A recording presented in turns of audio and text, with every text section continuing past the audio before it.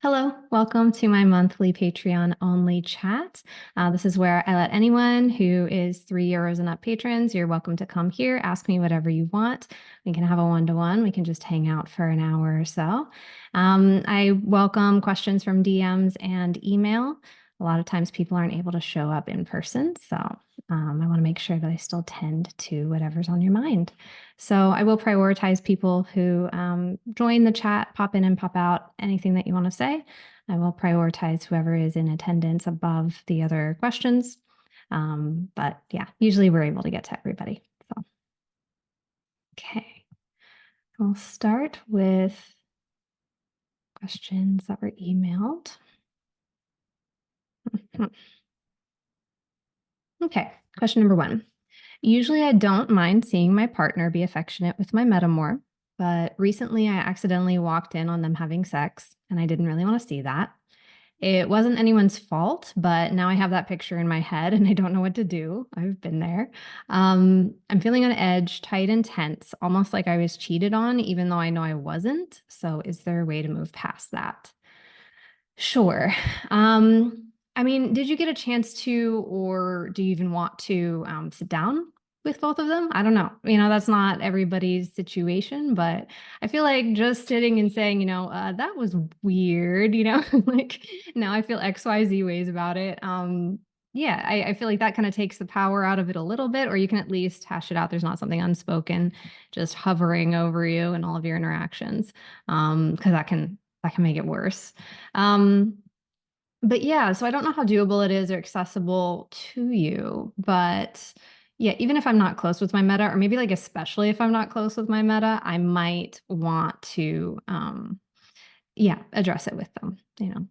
So if anyone's feeling reactive, obviously play it by ear, use your own judgment. But in this case, like you said, nobody did anything wrong, quote unquote, but are there still things that you wish had happened differently, right? A little bit more thoughtfulness, a little bit of planning, could there have been, like, was it a miscommunication? They thought you wouldn't be coming home. You wanted to stop by for something real quick. They didn't tell you that they were going to be there. Like, you know what I mean? Is there any breakdown of how you typically go about doing things that this was a surprise and an unwelcome one, So sometimes logistically anyway, it can help to do a little autopsy on that moment and just say, what, how can we, if we don't want this to happen, how do we avoid it in the future? And that can also be a way to kind of rest easier, or it can take some of the stress out of it, knowing that there is a plan and that everyone feels invested in, making sure there aren't unpleasant surprises.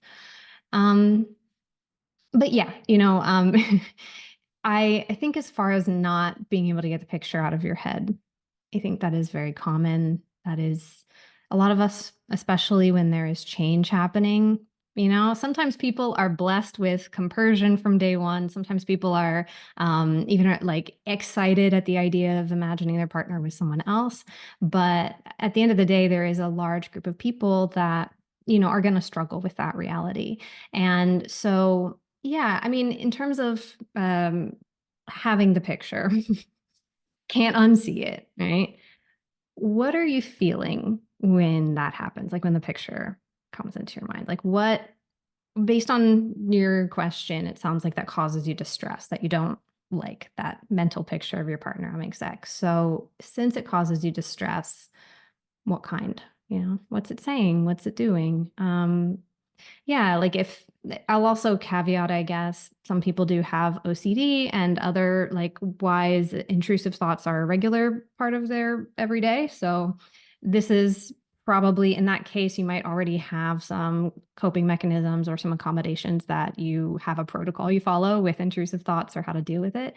But I'll assume that it's atypical to have this unpleasant thought surprise you.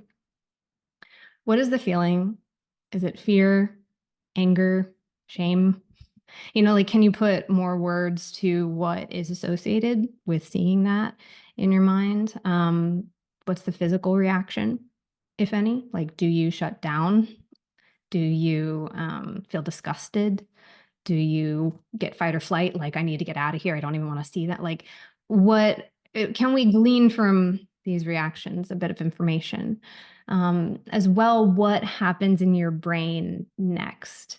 So you imagine this picture. What's the next thought? Oh, well, of course they would do that with them and not with me. Or, is somebody else's voice like some sex negative messaging or a slogan that your pastor used to say when you're growing up? Or, you know what I mean? Like, is there some thought, some words that happen around the same time as remembering this thing? Like, can we connect the dots there and put a little bit more information as to why it's so upsetting? Because being upset from, a history of sexual shame or sex negativity, like I used to have moral disgust, I used to be disgusted, like that's something that a gross person does. And I had to examine that. And yeah, there's no, you don't have control over these thoughts. Obviously, if you did, you wouldn't be having them. So we look at it without any judgment, without any condemnation. Just I wonder what is coming with this as a package deal. And then looking at that can at least give a blueprint for like, what are the next steps, right? Like, what do I literally talk about next? Oh, apparently I'm struggling with this, or I'm still remembering that, or I'm still resentful at you for this other thing you did that was inconsiderate. And now I'm thinking of you being inconsiderate every time I remember this accident. So it's just information. It's information. And I promise you that it can get better. And I imagine that those are all some big questions that I asked, like what are you thinking and feeling? And they might like bring up big things. So if you don't know, or if you're too overwhelmed to look at it, just think about it when you're ready and able. But getting clarity on why you're upset can get clarity on what to do next. Also, like just as a bit of hope, yeah, that used to happen to me a lot. I've also seen things that I wish I didn't see. I've had partners that liked impact play and would come back and have marks on their body. And I'm like, great, now I'm imagining exactly what you did. And so even if I didn't see it, like the imagination would take over. And now it doesn't really bother me, even if I still see it. I've been able to disconnect that anxiety, fear, that association of this equals a threat. I've kind of been able to like that doesn't happen anymore. So, just as a bit of hope, it's not a goal. Like you could just never want to see that or know it, and that's fine too. Compersion doesn't have to look that way, but compersion is the byproduct of feeling safe. So if you don't feel happy for them, if you're upset by their connection with someone else, do you feel unsafe? And if yes, how? Okay, that would be what I have to say about that. Number 2, next question. My partner is going on vacation with his other boyfriend. I've got top surgery coming up and they want to do a trip during my recovery. I've got plenty of friends helping and he will be there for part of it. It's just hard because I'm really going to want extra support from him specifically. I'm not sure what to ask for without encroaching on their time together. I don't want to be unreasonable. Well, first, congratulations on top surgery. Since you use that term, I'm gonna guess that it's gender affirming care and not like a surgery that's happening against your will. So, if you're excited about it, then yay. If you're neutral about it, then good luck, thumbs up. I'm glad you have access to something you need. In terms of aftercare and your partner being away or being unavailable with their other partner, it's tricky because there's not one right answer to that. Is there ever? But I could posit some questions. What support is needed? Literal care, helping with meals, physical tasks, that sort of thing. Like I'd say that emotional support is needed too, So what are the big emotional topics that you're like, I know myself, seeing my embodiment change will probably bring up emotions. It historically has, even if they're quote unquote good emotions, it could still be intense. It could be overwhelming. I see emotional support as a, need, a must have, so that we stay, stable and feeling like we're not alone. So what is needed? And then what kind of support is wanted? What additional support is wanted? Could be just quality time. We want more time. I'm not going to be spiraling or in a bad place if I don't have extra time with you, but I would like it, that sort of thing. I would like to have texting and video chats or encouraging, thoughtful gifts. I'd love for you to make me food, that sort of thing. But like the form in which it takes can be flexible. It's not I definitely need this type of thing. That can be negotiable. So what's needed, what's wanted, and then like what is your material access to all of that? Because you mentioned in the question that you have a lot of friends showing up for you, which is amazing, right? So if you know that regardless of what your partner does or is available for, you're gonna get your needs met, that can at least make it not feel alarming in the sense of like I'm not gonna be okay fundamentally, right? So, but a lot of us don't. Like I had a surgery for like a breast lift a few years ago, and I didn't have a whole lot of people who, even though they love me, like they work 9 to 5s and then they have kids and like you know what I mean. So it's like I didn't have material access to a whole lot of people who, in that moment, in those weeks, could help me in my home, you know? And so the person that I lived with wound up being a significant caregiver in that way of just like even opening a pickle jar. Like I couldn't do the twisting motion. So I don't know if top surgery has a similar kind of healing process, but it surprised me how many things I struggled to do. It was humbling. And so yeah, I think in that case, if I'm relating in, if that is the time that the partner I live with the disproportionate need I would have on their shoulders, if that is the time they chose to go on vacation, I would be like, I'm mad at you now. You know, like in general, I support you enjoying your time with your other partner, but like, you know, can we schedule these things in a way that works for everyone, sort of thing. So, but if you do have material access to everybody, you said your partner will be there for part of it. Yeah, I think just assessing like what all of your options are, taking a lay of the land. So from there, like how is all of that connected? How, like if they're gonna do this, they can't be supportive in any way, like during the trip. Worst case scenario, let's say like it's a retreat in the woods with no phones, you know. Um, a friend of mine just went on one of those last week. It sounded lovely.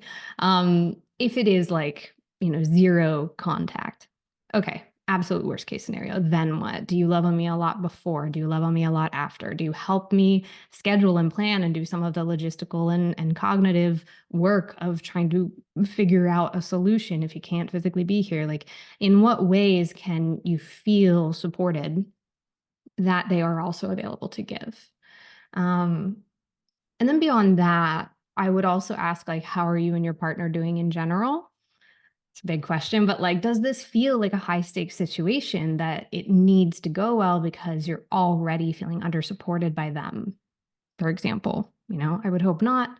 But just like this moment doesn't exist in a vacuum, right? Like you have the context of your whole relationship. So is this inability for them to be there consistently during this very vulnerable time, is that tapping into some other issues that you have with how they show up in your relationship? I don't know. I think that can be helpful to have clarity on, because if we do have a very big reaction and it's tied to some other shit that we've either not brought up clearly yet, or we're like finally connecting some dots and now we're very upset in a way that like we might not be if it was just this one moment, you know, it's like, oh, this is a pattern now and now you're doing it, you know, in the worst way.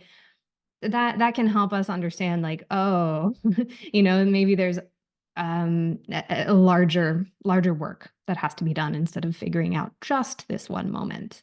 How can we talk about the pattern?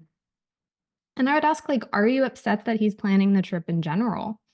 You know, you can be feeling all of those things at once. You know, I would probably be disappointed. Again, it all depends on context, but like, you know, it's who knows? If you are upset, I would say, like, don't just tamp that down in favor of being cool with everything.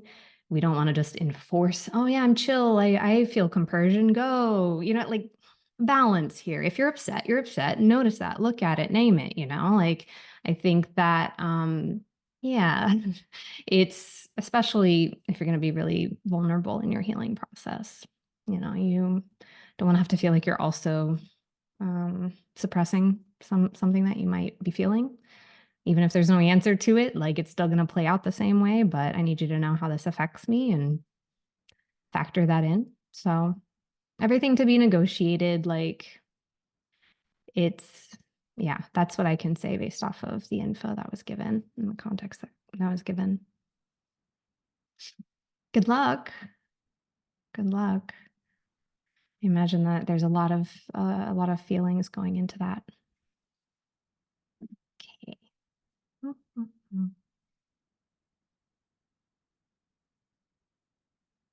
Next question. What is your opinion on flings or one night stands?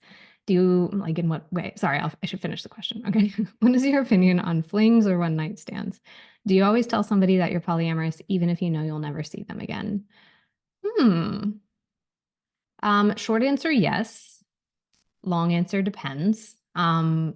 Yes, in the sense that like I don't know, it's just a big part of my life. Like if I'm talking to somebody, I might just be mentioning, like, are we getting to know each other or have I just locked eyes with them across the club and they're hot and we're gonna like go hook up right this moment, right? Like then I mean, maybe not. But yeah, if I'm out with someone, especially if it feels like a date, if we're getting to know each other in any particular way, if there's flirting and texting going on in between, and it's friendly, but like I think if I have the thought and then I say, oh, well, I'm not gonna say I'm polyamorous, I want to ask myself why. Like I had the thought, why is that not organically coming out? Am I worried they're gonna walk away? Am I worried we're not gonna hook up? Am I worried they're gonna judge me or I'm unsafe? Or, like I guess I don't think about it. Like if the thought comes up, I mention it. Oh yeah, my partner, or yeah, and plus my work is related to non-monogamy, so maybe it's a unique case. Like, what do you do?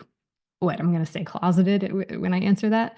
Um, but yeah, I mean, the reason that I say like if I'm getting to know them in any way, that I'll mention it is because who knows, right? Like I've had plenty of hookups eventually turn into long-standing friendships. There was somebody that I went on like one date with, hooked up with in like this really, like kind of unique way, and then didn't see for months, but they lived in my city. And then I just saw them on the street and we like, oh, hey, it's you in a different context during the day. Hey, what's up? And like, I guess at that point, if it starts to shift, like I could mention it as we develop a friendship, but I mentioned it on day one and now we don't have to do that. I don't have to reintroduce myself.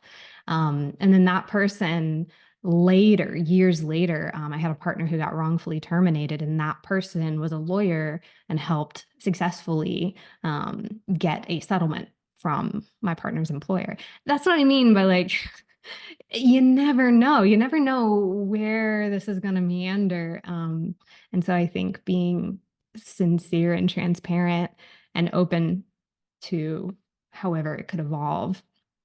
I'm not gonna hide that part of myself. But yes, so if it's in my city, if I think it's a one night stand in my city, in my scenes, in my extended circles, I just say it just in case. I don't know who they know. I don't know when I'm gonna run into them. Um, yeah, if they're kinky and they live within like 50 miles, yeah, I'm gonna say it because who knows? Gotta fly around here.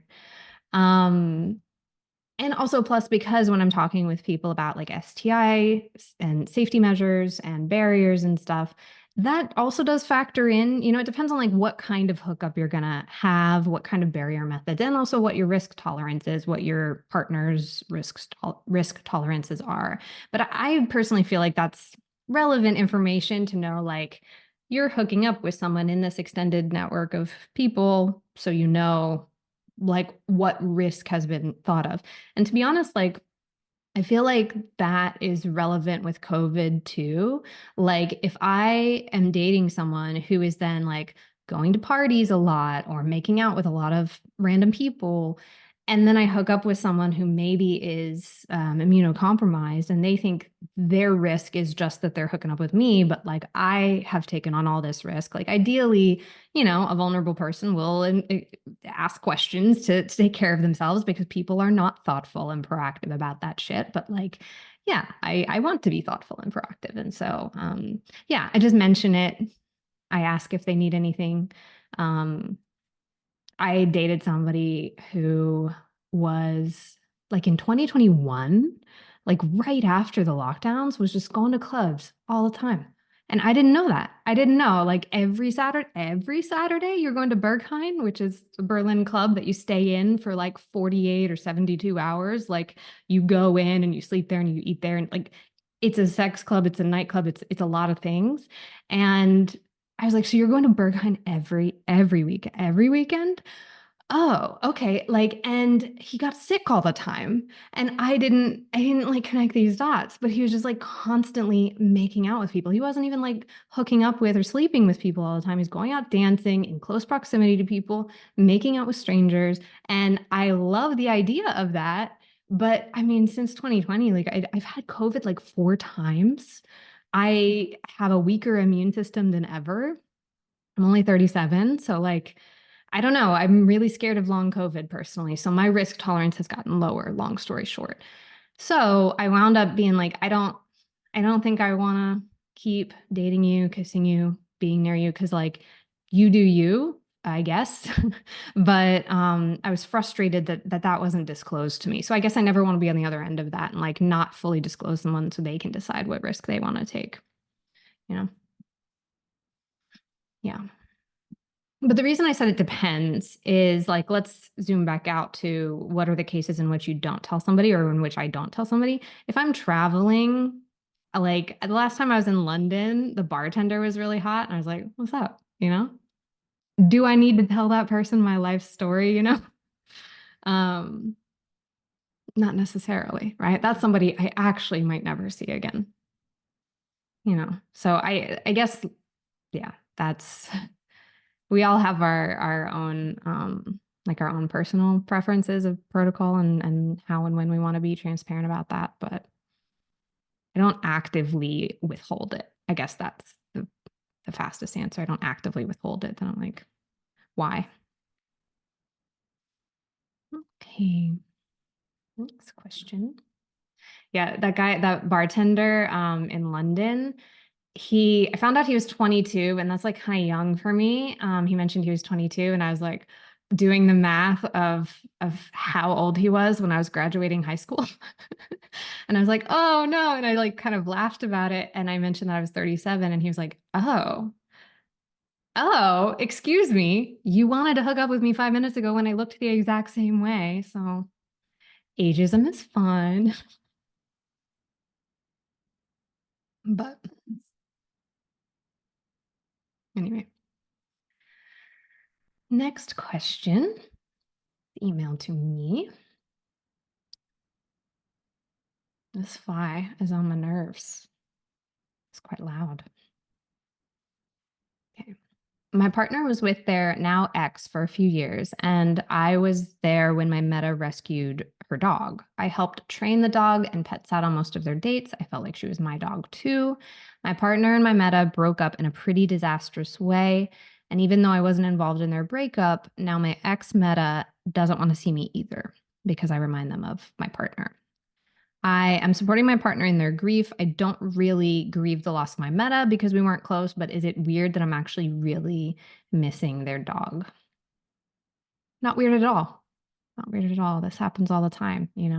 Family members, kids, pets of Petamours, like we form our own connections with them over the years. We form our own routines and bonds. Like they are extended network, and it's hard if like the main connection point is not a main relationship, but then that, especially with like a kid or a pet, that person now is kind of in control of our access to, or like if we're invited, to continue having this connection with this other being. And so, yeah, it's tough. It's valid, right?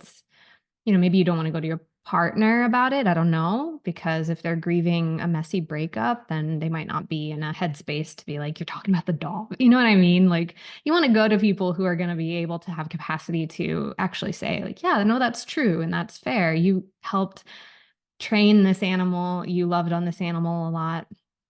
Um, Makes sense that you cared about it.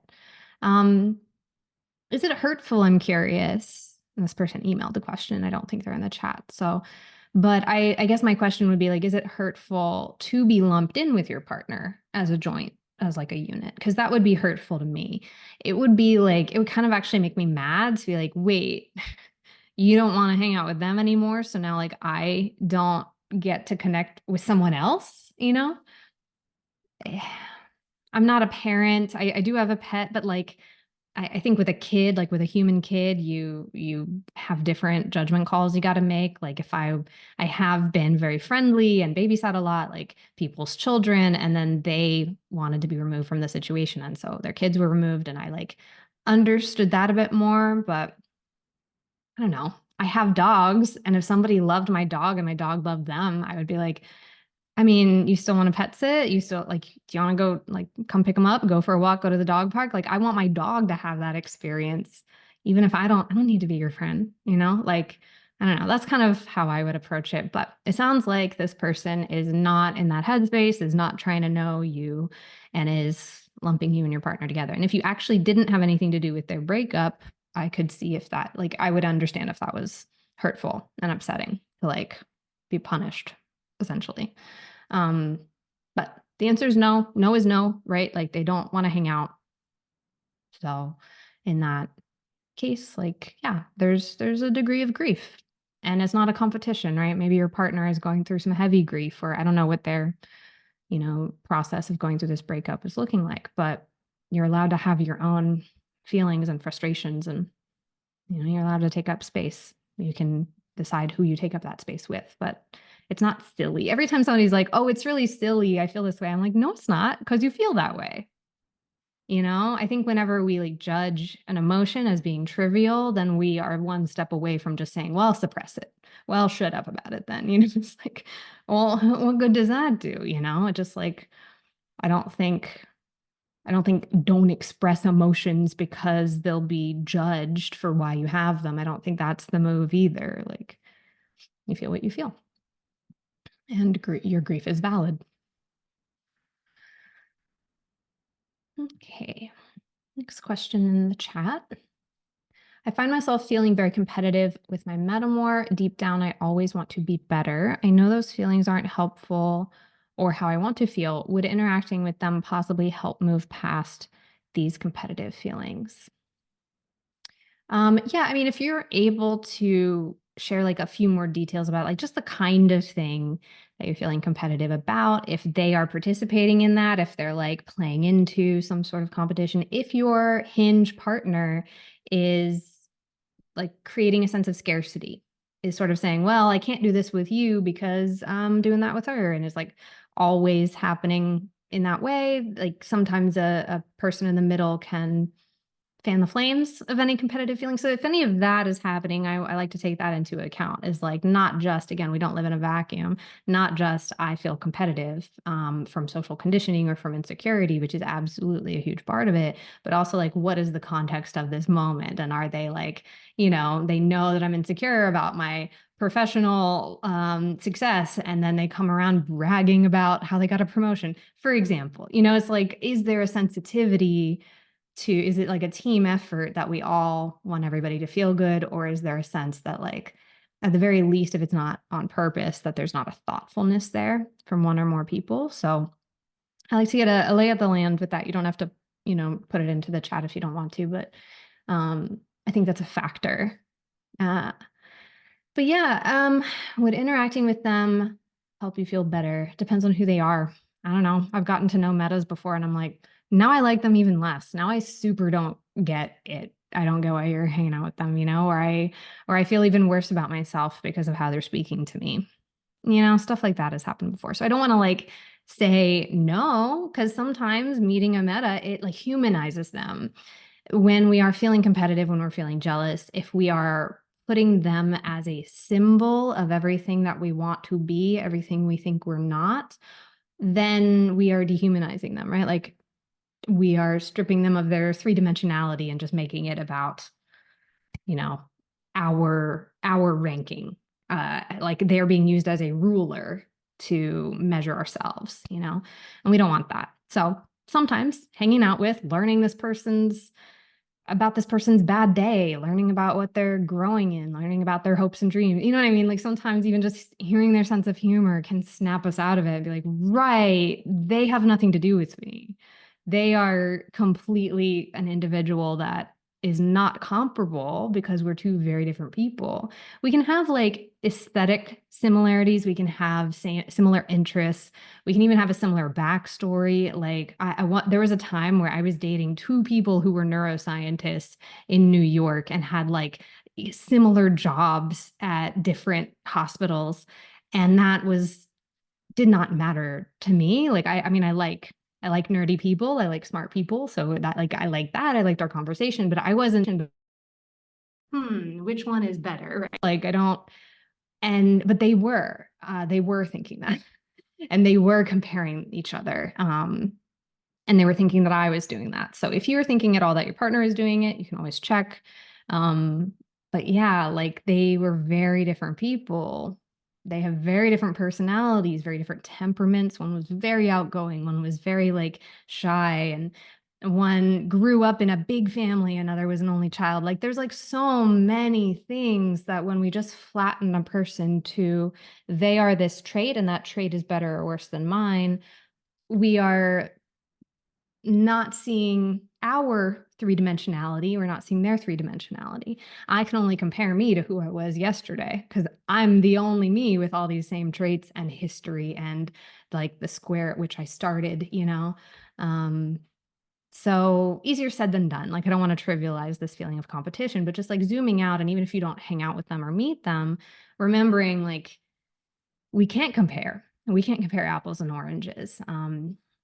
So But yeah, I mean, I think in general, when feeling competitive, it's also helpful to look at, how do I value myself? Like when I have felt competitive about embodiment, for instance, like they have a nicer body than mine, I judged. The partner we shared certainly didn't think so, thought we were both hot in different ways. But when I was thinking that, I was putting a disproportionate amount of value in my body and thinking like my value even deeper than that. It wasn't just my body. It was like, oh, if I have abs, then I come across as a disciplined person, as like a very focused, strong person, right? Like I was associating all of these traits that I thought were good with my body and what that was signaling and desirability and all of that. There's a lot of information to be gleaned from what we're feeling competitive about. And so can that be looked at of like, hey, do I want that to be the measuring stick for myself? You know? So what do you love about yourself? What are you excited about for yourself? What mountains have you climbed? Literally maybe, but figuratively, what mountains have you fucking climbed that you're like, no one can take that away from me? I did that, you know? Remembering who you are, and then we can start to see the differences. I'd say the only thing, like, going back to the, hinges role, the only thing is if there is, like, a scarcity of time, like, if you are feeling competitive about who gets what, if ever your partner feels like a resource that you're fighting over, that is also helpful to talk about in the terms of group dynamics and in terms of your partner's time management, maybe in priorities. Does my partner want things with them that they don't want with me? So if that's more of the nature of it, if it's not just me comparing myself to a person from my own value systems or whatever, if it's also like, oh, in relation, I feel like I'm getting less, I feel like I'm left behind, it's making me feel neglected or abandoned, etc., then it might start a conversation with my partner of like, apparently I'm wanting some reassurance. Apparently I'm wanting, to be reminded I'm safe. But the beauty of letting go of wanting to be better is that then we don't care. We stop thinking, are they better than me? Because when we want to be at the top, even if we like get it, quote unquote, we are the best, then it's such a precarious position because we're always like, who's coming for me? Who's going to be at the top next? So like if we just forget about that, which again, easier said than done, but if we like actively challenge that thinking process and be like, why does one need to be better? Where it's like, can't we stand shoulder to shoulder and both be great? Can't this be more of a lateral thing? Then yeah, that stress, that anxiety, that desire to have like somebody needs to be lower, they need to be feeling less or getting less in order for me to be safe. Like, is that really what I need? Do I need that circumstance in order to feel safe? What if I felt safe regardless of what somebody else was doing? So, um, yeah, so a follow-up was that I feel like being nesting partners, I tend to be a bit jealous of their quality time. Great information, right? So if the jealousy is, and I appreciate that specificity because I'll ramble in all of the possible ways that something could go. Being jealous of quality time, great. You got information that you're wanting some quality time. Can you work on that with your partner? You know, can you compare today's quality time to last week's quality time with them or 1 month ago quality time with them between you and your partner? Not looking on their paper over there, but just, do I feel a difference? Do I feel more satiated? Do I feel loved? Do I feel safe compared to how I did previously with my partner? You know, so yeah, hope that helps. Good luck. Keep talking about it. Helps take the power out of it. Helps us remind ourselves that we don't want to be doing that. You know, the more it stays silent, the more it can like grow, you know, like mold, and become, I don't know, the driver of our actions, which we don't want. Okay. Next question. If a person has a primary partner and they've agreed to only have sex with other people but not date, can that person be a relationship anarchist? I met someone who says they believe in RA, but their relationship confuses me. That agreement is not anarchist, no. You know, I'm not the authority on anarchism. That would be an ironic title to have. But no, I mean, you've described like a primary, you've described ranking, you've described somebody being able to make rules for your relationship, even though you're not with them, you're not dating your meta, it would seem.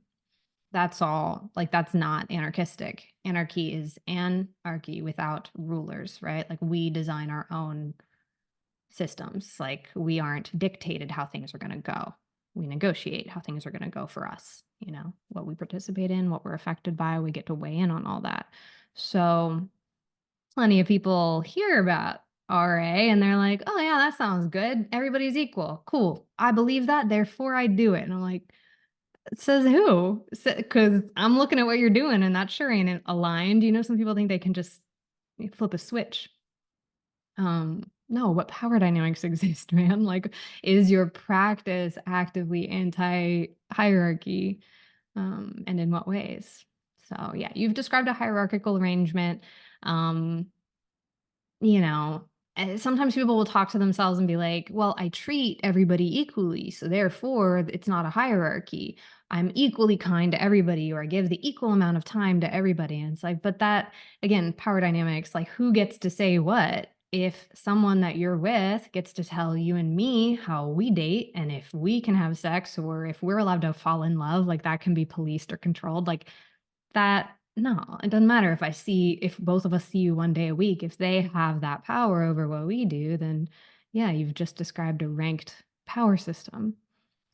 Um, Now, with the scenario of just having sex with other people, like, if a person doesn't feel like it, if a person's like, I'm polysaturated with one partner, I ain't trying to fall in love. I got no energy. Please know this up front so you don't get disappointed. Like that, that's a different thing. If a person wants that, if a person is only looking for, you know, something fun and like low effort in terms of emotional work and stuff, okay, you know, that doesn't mean that they've agreed on that with their partner, that is being enforced, right? That just means that that's what they want.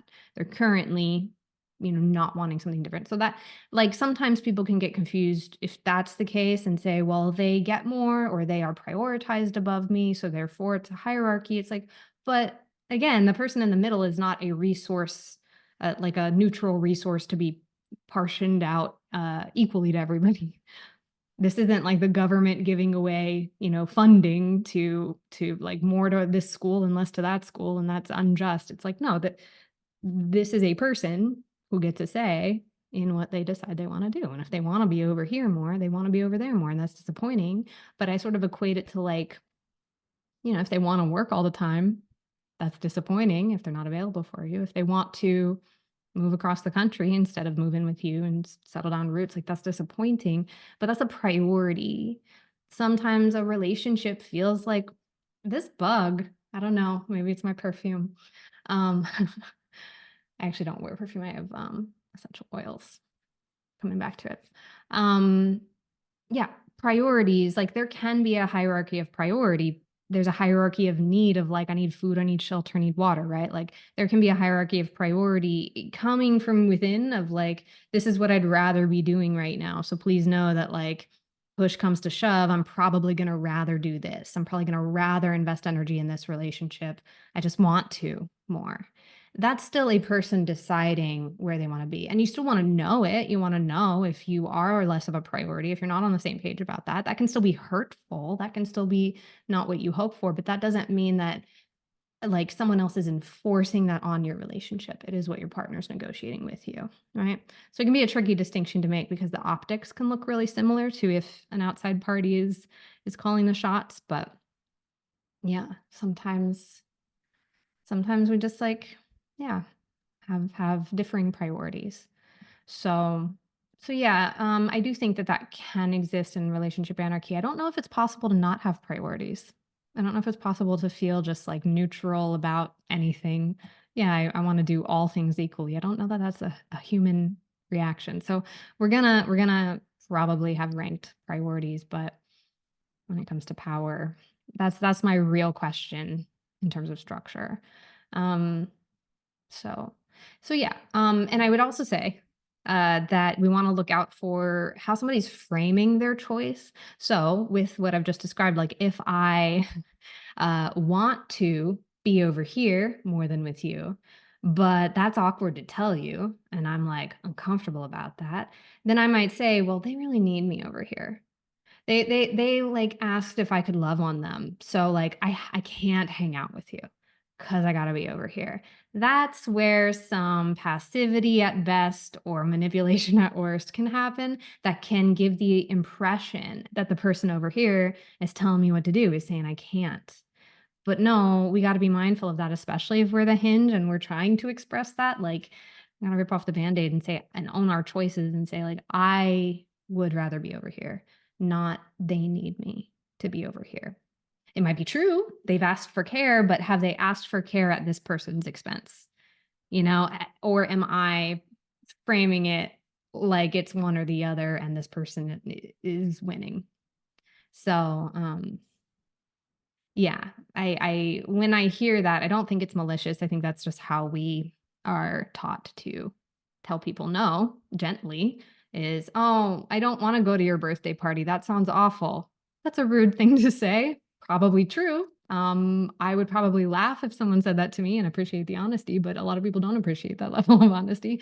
So instead, I can't go that night. I have to work, for instance, right? Now that person is annoyed at your work for making you unavailable, not annoyed at you for not desiring that. The problem is when the other party is a person who is supposed to be their equal, and I say, "Oh no, I can't help you.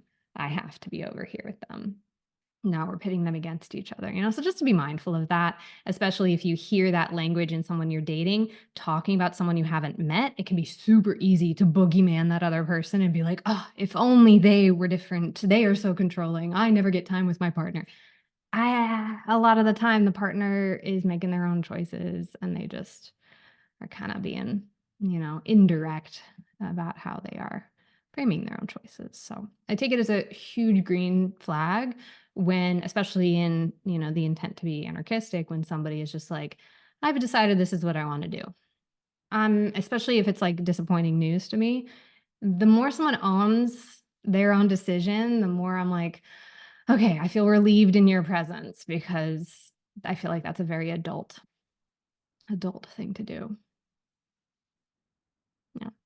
So I don't know. But yeah, whenever people say that they're relationship anarchistic, I have a lot more questions because that's a pretty sounding term to a lot of people. It's a scary sounding term to a lot of people, but if it scares them, we probably aren't in the same friend circles anyway. But like a lot of people idealize or say, oh, that's a utopian dream or whatever, but then don't like the distance between point A and point B of where their present practice and where their idealized, hypothetical, they don't like acknowledge that dissonance and they don't actually manage your expectations. So I always have a lot more questions about their day-to-day practice. What can I literally expect? Because I'm dating you now, not like how you want to be, hypothetically, in a perfect world. I'm dating you today, so, you know, how available are you? Like, what happens if we're on a date and your partner is upset or, asking some questions rooted in reality. Mhm. Okay. Next question. I lumped this question in with the other one because somebody else asked, can you talk about hierarchy of priority? So I was like, oh, these flow nicely into each other. So yeah, can you talk more about hierarchy of priority? If you want to maintain one relationship more than others, won't that always lead to injustice? And can it ever change? So piggybacking off of what I said before, like, so if hierarchy of priority, if that is mandated, I always need to matter more. That's not cool, right? Other people aren't allowed to matter more. You're not allowed to want that with them, right? Like then we're talking actually about power dynamics. We're talking about hierarchy of priority, but we're talking about like enforcement of status and position. That's not sustainable. That's not enforceable. You can't tell somebody how much other people are allowed to matter. So um yeah, that's a hierarchy of power. But again, if I internally realize that I want one thing more than another, then I only see that as harmful if maintaining that one thing requires me to harm another person. You know? So like if I want to live with somebody, which I do live with somebody, I'm open to having other people that I live with, but, a lot of the people I meet, I don't want to be roommates with them. So there is room for my life to open up and have more potential partners or friends or metas live here. And a lot of people I meet, I don't want that with them, right? So there is the space, but not for you. That's just a reality of how dynamics unfold, right? And so if I want to if I want to maintain that, like perfect justice in that situation in a clean room scenario would be like, well, this person needs housing. I have housing available.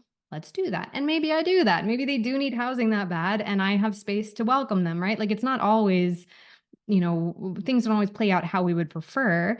And if it becomes a matter of safety, if me maintaining, no, I only want to live with people that I want to live with, if that now is maintained at the expense of this other person, they're going to be on this fucking street. They got nowhere.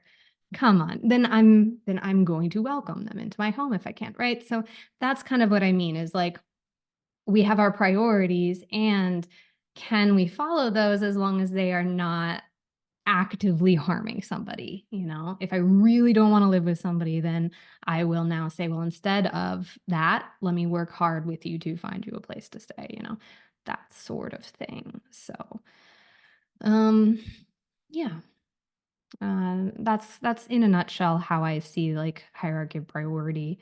Are they flexible or are they being mandated? Even if it is coming from internally and not being told to me, my partner is telling me something has to happen. A lot of times it's coming internally. I want a thing, but if I am so fixated on no, this has to be exactly how I want it, now I'm like enforcing that on the world instead of like being in dialogue with the world and with relationships and like yeah, I wanted to move to Berlin. There was a lot of years where like my dad was sick and and my family needed me and like I was running around all over the East Coast trying to, be of service and be of support and stuff. It's like my priority is to work on moving to Berlin. It took like 4 or 5 years for that to actually materialize into reality because if I did that at the expense of, helping a dying person literally, I wouldn't like myself. So we have priorities and we also take a look at needs and what could potentially be hurtful or even harmful. Speaking to the second part of that question, can it ever change? People's priorities change all the time. I imagine you've experienced that. We just can't be under the impression that we're powerful enough to change someone's priorities for them. like when I was in New York, I had a partner in Florida, and we were talking about living together and them moving up, from Florida. And I was planning around that. I was like, this is the plan. They've said this is their priority. So all the apartments I was looking at, I was factoring them in mind. My work schedule, I was like, well, I don't want to commit to that all year because then once they move up here, I won't be available at nights and this and that. So I was like building my life around what we said were the same priorities. And then it kept being like, oh, now's not a good month. Or, oh, I just got this project through the summer. So let's revisit it after the summer. Or just another few weeks, something came up. It's like it kept getting kicked down the road. And despite their expressed priority, they functionally weren't prioritizing it. They like little or shit always kept supplanting it and being top priority above it. And I kept thinking, well, like but we love each other, right? Like, so I'm obviously like, I must be doing so, like, I need to wait. This is what you do in relationships is you have hardship and you adjust. No, because that shit went on for 2 years. And I realized like I'm not powerful enough. Like, oh, my love is not powerful enough to make this person be ready to move in this way for whatever reason, probably also not about me. They are not trying to actually move. That was also a lesson in the difference between stated goals and like practical. Are they actually working toward a goal? Because those are not the same thing. And I actually had like kind of a gap in my understanding about that because for whatever reason, whenever I've had a goal, I set a plan in motion and try to work towards that goal. And so I just didn't relate. And I also have often been like very preoccupied with like what I state, I want it to be true. So if I'm saying this is a priority, that is true. I had to learn the hard way that like not everybody does that. People say what they want hypothetically in a perfect world and then do nothing to work toward it or whatever. They always say one day. I take one day as a no at this point in my life. I take maybe, yeah, if conditions change, I take that as a no. Call me if conditions change, but I don't want to now plan around your maybe. I don't want especially when it comes to life plans, I don't want to root my next steps in my own life. I don't want to root that in your ambivalence. So it's not mean. It's just like I want to take yes as a yes and take action as a yes. Um, and I think there's some ego death that comes with, oh, they aren't going to change for me or for this. Oh, because yeah, people's own children can't change their behavior. If you create life and that life is not powerful enough to make you stop drinking, you know, it's bigger than us. And so I think there's some humility that comes with like just accepting a person where they are and despite their stated desire, capacity, and ability, what is there in practice? Like, what patterns are you watching? And like, yeah, to not manage your own expectations if they're struggling to do so. Okay. Mhm. Well, in our last couple of minutes, feel free to drop another question in the chat. Let me see if I got a short one here. Mhm. Oh, that's a long one. I'll roll some of these over to next time. Oh, sure. 2 minutes. We'll talk about this person has a question about my video essays. So let's end on a cute, light note for springtime. They said, thank you for your video essays. Just curious, does watching bad examples of non-monogamy like the one in Succession ever bum you out to see? I'm not sure I want to watch the series because it sounds stressful. I already have enough bad examples of polyamory in my life. I like this question a lot. And it's totally fair. If something hits too close to home, baby, you don't got to watch it. That is optional. That is optional stress. You don't got to dig into it right now to have it reflected back on screen in some way. Like, yeah. If anything, like let me watch it for you and then talk shit about it. And then you just watch like me talk shit about it for 20 minutes. uh, yeah. So to answer the question, no, I don't feel stressed except in reality shows. I don't want to talk about real people. It's, um, reality TV is so manipulative in its editing. I know because I used to work in TV production, and there was a reality show called My Big Fat Redneck Wedding. It was back in the early aughts after My Big Fat Greek Wedding was a popular movie. And these people were cast to be cartoon characters. And this was like in '04 or '05, right? Like, can't imagine 20 years in how much of a machine it's become. But like they just put this stack of scripts on my desk, and they were like, okay, so you have to edit this person to really be the idiot, and this person's really going to be the villain. And I was like, oh, this, I knew it was fake, and I knew this was manufactured, but like you're literally feeding them lines, and you're literally telling me to edit out nuance and like cut out anything that is a nice moment with this person because you've decided they're going to be the villain, right? So people are asking me, can you review all of these reality shows? And I was like, no, because then I'm talking about a real person who didn't have control over their own image.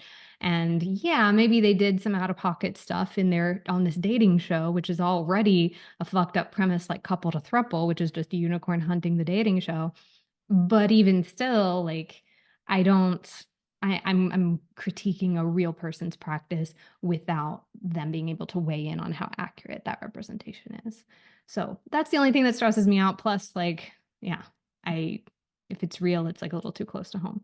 I am interviewing for, I'm recording in 2 weeks a podcast episode. This shit'll come out at some point. It's been such a slow process with my producer and stuff. Hopefully this summer we're releasing the first season. But I'm interviewing one of the women that was on Couple to Thruple, and she's still dating the couple that she met there. And she's actually really fucking rad. And she's a solo relationship anarchist. And she's like, yeah, I didn't even know. Well, actually, I can't. I'm gonna post this on YouTube publicly, so I can't say what she said to me because she has an NDA, and I don't want to violate that for her. But anyway, yeah, I'm gonna be interviewing her, and she's really cool, and that was a pleasant surprise. So yeah, we'll. The downside is now I do have to watch Couple to Throuple. I thought I was, oh, I almost got away with not being exposed to that show. Anyway, thank you for joining on this 5th of May. I hope that you are having a beautiful day. I hope that you have a lovely Sunday, and I will see you next month. Okay, take care. Bye.